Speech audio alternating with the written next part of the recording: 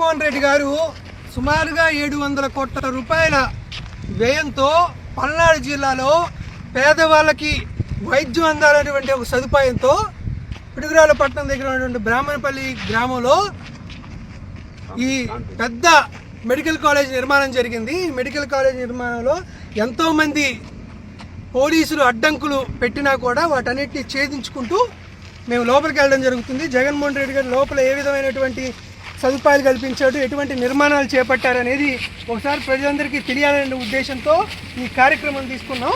కాబట్టి దీన్ని ఎట్టి పరిస్థితుల్లోనూ ప్రైవేటు వ్యక్తులకు అంటే లావు కృష్ణదేవరాయలకో నారాయణకో అమ్మేసుకోవాలనేటువంటి ఒక విధానం ద్వారా ఈరోజు ఇంత పెద్ద నిర్మాణం ఉన్నటువంటి ఈ మెడికల్ కాలేజీని అమ్మేటువంటి కార్యక్రమం జరుగుతుంది. ఎట్టి పరిస్థితుల్లోనూ వీళ్ళు తీసేటువంటి నిర్ణయాన్ని జగన్మోహన్ రెడ్డి గారు కానీ వైఎస్ఆర్ కాంగ్రెస్ పార్టీ కానీ ఎట్టి పరిస్థితులను అంగీకరించదు.